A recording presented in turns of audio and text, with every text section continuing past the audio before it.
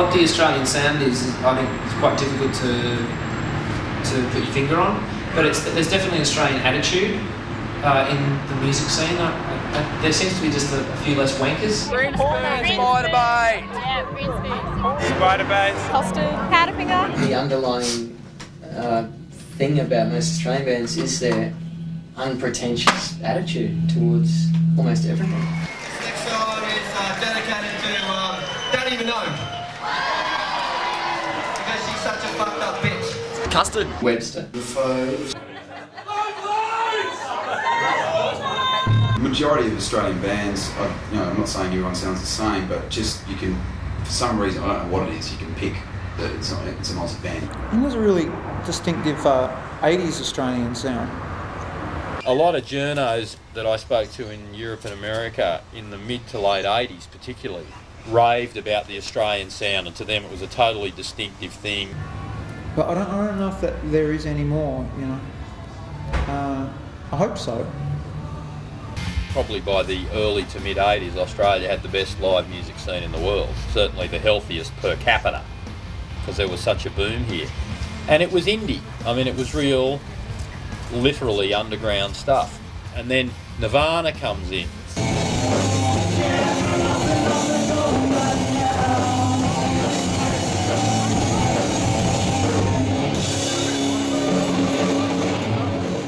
A band like us would never have aspired to greatness, or as far as being, to touring, to being in the top 10, or, all of that has come post Nirvana. I think Australia's isolation probably,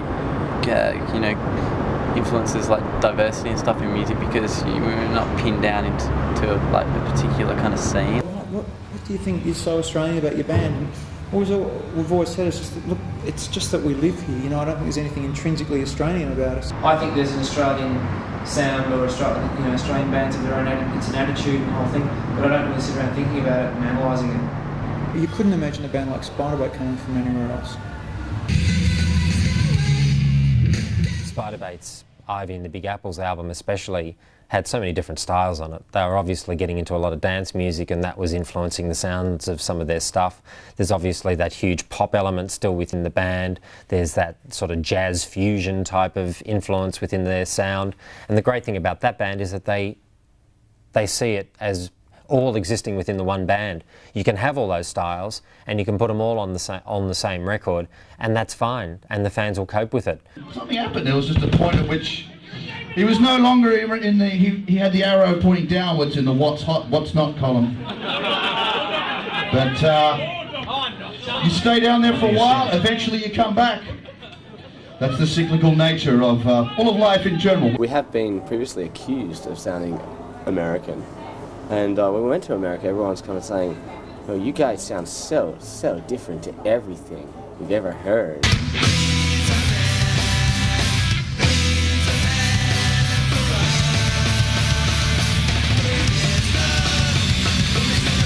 America think that they're, at the top of the heap, and you can see that in a lot of their bands. A lot of their bands are very serious. They don't have much of a sense of humour.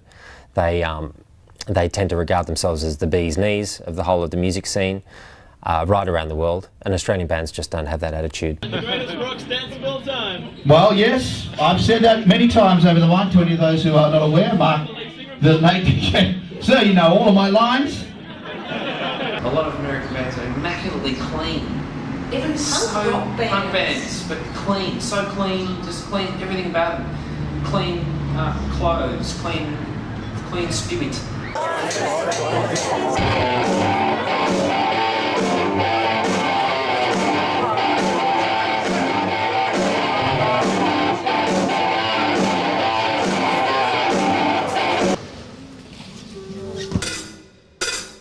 All right, Erecton.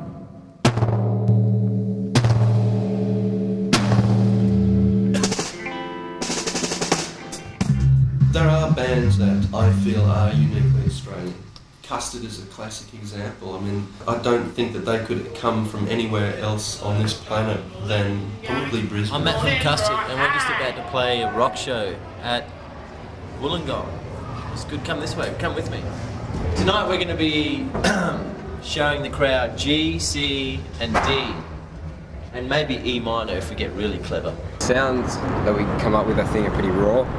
There's nothing too flashy about it or too affected. It's just, you know, distortion and then clean, distortion, clean sort of thing. Spiderbait sold 80,000 copies of a record that they didn't spend much money to make. There's not a lot of point in that middle ground anymore, spending 100 grand on a record or 80 grand on a record, because it's not going to sell any more copies than if you spend 10 grand on it. Yeah, that's why we don't often play that one, folks. It's sort of something that requires a little studio trickery, you know, for the type of guys like us who can't really sing in a normal voice, let alone a falsetto.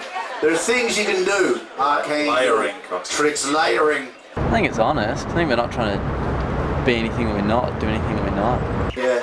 Generally called something like doubling, maybe, or I prefer layering. Like Jebediah, they've got a very sort of rough element to them, which is obviously turning a lot of kids onto their music here in Australia. But I couldn't hear it coming from the States. I couldn't hear a band like that coming out of America right now. America tends to be, you know, more polished and more serious.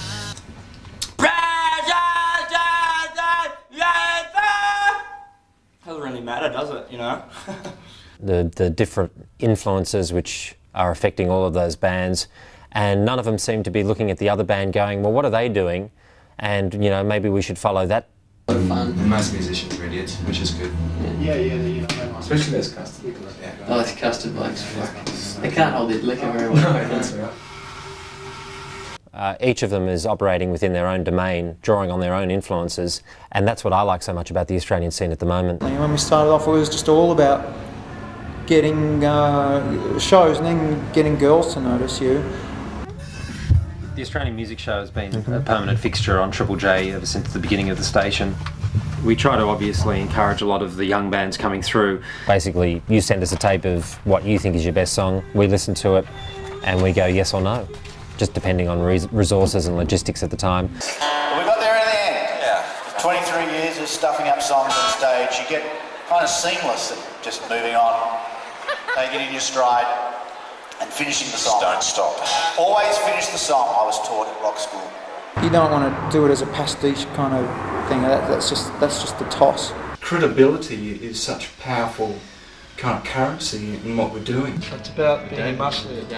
I retired to my trailer and dug out a ream of crumpled pages from beneath a mock ARIA Award paperweight. I looked at what I had. The fire within me burns bright. Oh baby, I need you tonight. I knew as it stood I already had a powerful and dangerous statement.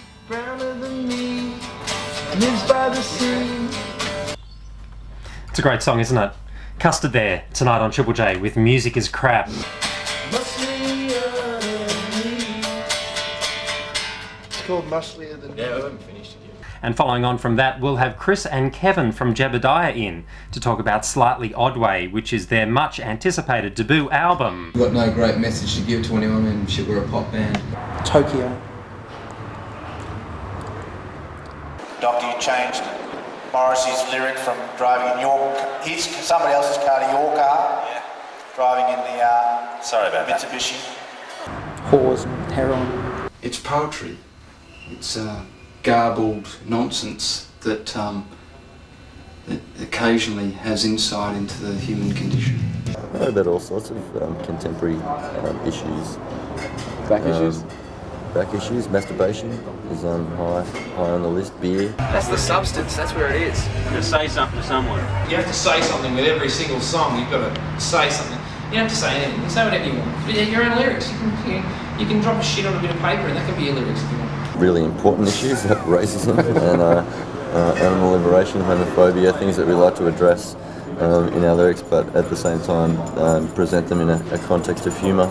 Also stuff that they can't figure out, maybe that's a bit tricky, and they interpret differently to what I first think. I think that's if you can get that happening and everyone thinks it's about something different, right? That's a good thing, maybe. This next song's called Astronaut Talk. You want to know what it's about? Have a look at the lyric sheet. I'm tired of spoon feeding you. I wouldn't like to be in a band that the singer was singing about shit that I disagreed with, that's for sure. I'm a patriot, I am a soldier.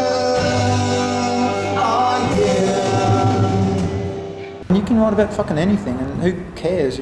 I'll write a song about a fjord if I want to, or supermodels, but I just don't feel like it.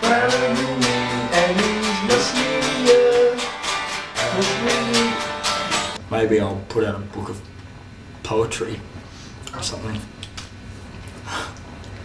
Please, take it to a nearest guitar store. Don't ever try to attempt to tune your guitar at home. What are you doing there? Really only for the pros. Let's go to the company doctor's in when he's standing there with a guitar. Shit guitar player, but fucking hell he holds a guitar well.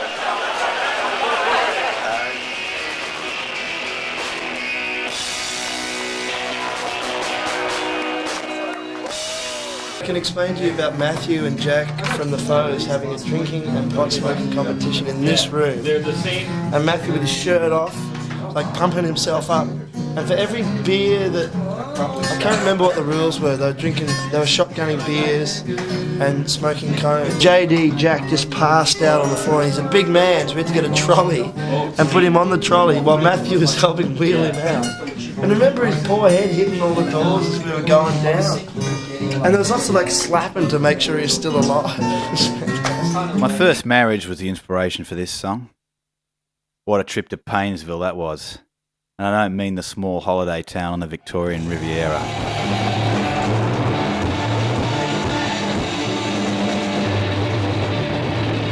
I think the biggest thing that we aspire to is actually to get to Sydney, like hire a car and go to Sydney. Like, what a concept. If we go there and become multi-million-dollar sellers and we can get Learjets, you know, like, that's something Australia can't offer us. And, I mean, fuck, I'd love a Learjet, huh? Even a push bike would be good, but a Learjet would be insane. In this country you can't get too popular, you can't become too famous, because if you do, you'll be cut down. And I don't know why that is. Tall poppy syndrome. No such, it's a made up phrase. It's a really kind of honest kind of music scene, you know, as soon as anyone starts getting too big for their boots, you know, they, inevitably get cut down, but that's just Australia, that's just the way it is. We are the Hollow Men. We are the record company men, standing together at every shit next big things gig. Alas, our dried voices when we talk sales figures together are overly loud and meaningless as John Stevens' solo career.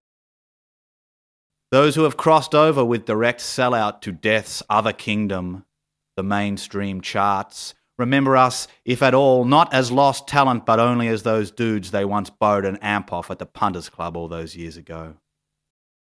This is the dead land. This is declining sales land. Is it like this in death's other kingdom? Mushroom?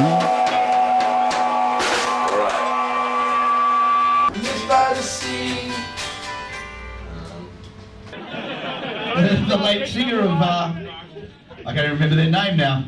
Morphine. The doctor knows he's got the quote inscribed on his bedhead.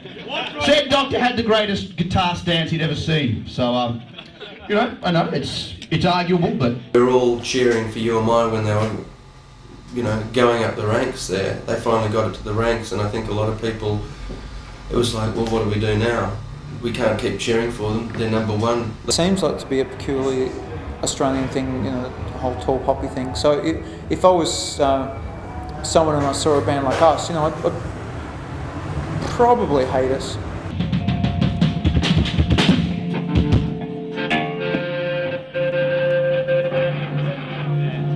Kim Salmon, isolationalist, random. What was the other word? Mad Max. Alright, for all you ladies out there, we're staying at the Regency on the Park.